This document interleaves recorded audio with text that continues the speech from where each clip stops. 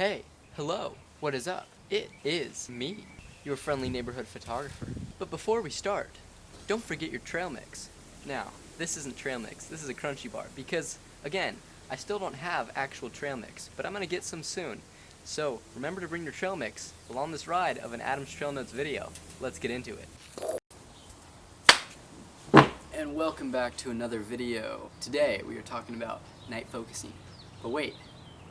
Isn't it kind of ironic that I'm talking about how to focus at night when it's during the daytime? Let's change that. One more thing.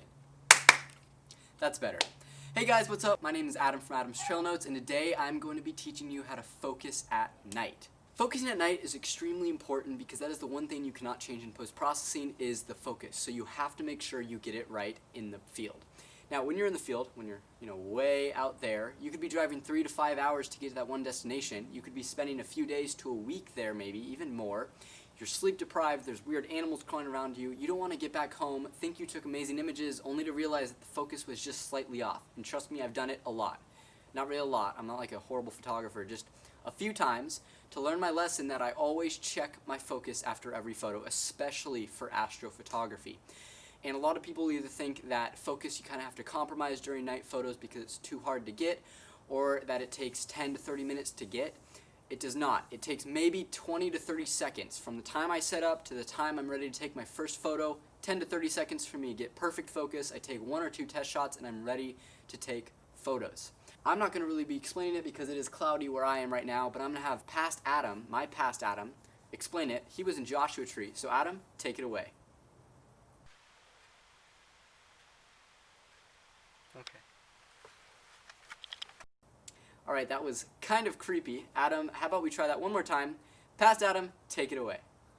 Alright, so I did say that we were going to go to Joshua Tree, but first I'm going to take you to my garage. I know it's such a fancy place, but my garage I'm going to be able to explain it a lot more in detail about the focusing, and then we're going to show you some examples of Joshua Tree, so let's get into that.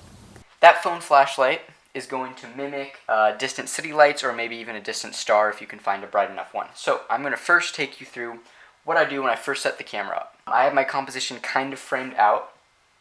Again, when you're out there, it's pretty dark. You're going to have to move the camera around a few times just to see where everything's going to be. First, always put your lens in manual focus. It's a little click of the button. Usually it's on the side of the lens. You just move from the A to the M, and that's because autofocus does not work at night. Any type of night photography, autofocus does not work. And that's because these distant city lights, they're so far away, or even the stars, they're trillions of miles away, autofocus will not be able to accurately focus on them. It'll just be hunting relentlessly. So once you turn it into manual focus, you're going to come to your LCD screen. When you get to your LCD screen, you might be like, wait, I don't see anything. Now, the first thing you always should check, and I've done this so many times, so do not be embarrassed if you do it, is if your lens cap is still on. You have no idea how many times I've taken like 2 or 3 pictures and been so confused as to why the image is just coming out super dark, and realized that I never took the lens cap off. So always remember to take the actual lens cap off. That might be the reason. The other reason is that it might be so out of focus already that you can't even see anything. Now in here, you can see that even if I go out of focus, you're still going to see something just because it is so bright.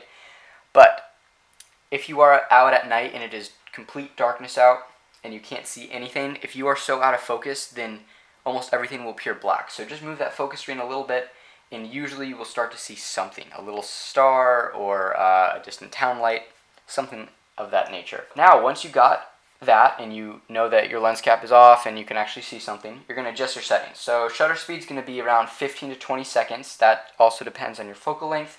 Aperture, you want it to be the widest open it can be. So mine is f2.8, or the lowest number it can be. If yours is 3.5, do 3.5. Mine's f2.8 for this one. So for ISO, right now, usual ISO numbers are going to be around 3200 to 8000. But when focusing, I'm going to give you a little trick, and we're going to bump that ISO up as high as it can go. Now you might be thinking, well Adam, when you bump the ISO up, doesn't it just create a lot of noise? Yes, that's true, but we're just going to adjust it back to its normal rate when we focus. So the ISO, we're going to bump it up now just so we can brighten the image, the frame as much as we can so we can see anything. Because usually stars, they are bright, but sometimes you have to bump the ISO up or even the shutter speed up just a little so you can see, so they can appear on your frame. Okay, so we're going to bump that up to like ISO, let's do, mine goes to H2.0, which is just a ridiculously high number. And once we do that, and we have a star or a light that we're planning on focusing on, what we're going to do is go to the zoom button on your LCD and just keep pressing that all the way until it goes all the way until you can't go anymore. So that's the farthest it goes for me, and you see it's kind of like a little white little dot. Okay, just like that. You can move it around. I always try and center it in the frame as best I can. And now that is the light that we're going to focus on. And if you have never focused on anything before, you should know that if it's out of focus, it's going to be really fuzzy looking like this, and if it's in focus, it's going to be really tack sharp. And that's the exact same with stars or lights. You want them tack sharp. So right now this is out of focus, it's just a little blob. So we're going to take our focus ring and slowly start turning it, and you see it, the little light bulb is shrinking really slowly. And we see we went too much, so we're just going to go back, and we want it to be the smallest little dot it can be. All the way and about there. Now you might not get this perfect the first time just because you still need to get used to what should be the smallest little dot, but get it around there, and then now that we have it basically focused, we're going to zoom out all the way. We're going to bump the ISO down. Remember, we changed it, so we're going to do it to our normal route, about 6400. Take the picture and see if it's in focus. If it's not, then we're just going to go back and repeat the steps. Kind of the final part of it is, if you have some duct tape or gaffer's tape, what you can do is put it on the focus ring, because the focus ring is a little touchy, which means that if you shake your camera or maybe you accidentally put your hand on your lens, the focus can shift just a little, even if you don't think it did. Now, that only works if you are staying in one spot, maybe for like a time lapse and you don't want the wind, or you don't want to bump your camera. If you are changing compositions or focal lengths, then I definitely recommend refocusing every time, because you never know how one object might be a little closer, and you just want to make sure the focus is correct. Hey again, Interlude Adam here, and I know you loved that segment of the garage, and now I'm going to finally be taking you to Joshua Tree, where I'll be showing you how I actually focus on the stars in Milky Way, real life subjects, and not just a flashlight on my phone. So let's get into it. And for focusing, always just look for a really bright star. So actually, dude, if you can zoom in on here. So as you can see right here, there's two bright stars right here. That's in the left corner. So I'm just going to zoom in all the way as close as I can. And you see it right now. So if it's out of focus, it's really big and blurry. The more focused it is, the smaller it is. So you want to go all the way until it is the smallest. So that's a little too much. So you can keep going all the way. And it looks to be about there when it gets the smallest. And you can check. And usually it's right in the middle or close to the middle of the infinity symbol. That's why we call it infinity focus for night, because infinity focus basically just focuses on something extremely far away, which are stars, because stars, you can't autofocus on them, they're so far away. So infinity focus usually works, but always just zoom in on the star and slightly turn. I use this little tool. It's kind of like a magnifier, and I got it on Amazon for like $2 or $3. And all you do is, once you find a really bright star, so let's search. Alright, there's one right there. So basically I'll just zoom in to the bright star, make it the center of your frame, and then instead of trying to focus here, this basically you just put it over, and then you look through it, and then it just magnifies the pixels for you. Because remember, what you want is the smallest number of pixels possible, and that means it's totally in focus. So I can really like see the individual pixels, and I just go based on that. And always make sure that everything's in focus. So right now that looks in focus. Then we move to the stars and just make sure they're in focus too. And it looks like they are. Awesome. So we did it first try.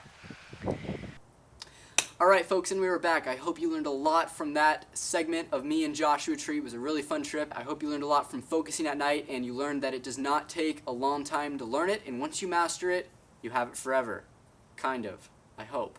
But focusing on it is extremely important for all of your photos, but especially astrophotography. It can make or break a photo literally. So please pay attention to it. Practice it even in your backyard. You can do before you go on long trips. Another tip that I explained is that magnifier tool. I got it on Amazon for like $4. I think it's called the LumiLoop 10x magnifier. I'm going to link it down below or up here, wherever I link it. It's on Amazon. It is one of the best, cheapest tools that I've gotten for any of my photography because it is so easy to use and it is so cheap.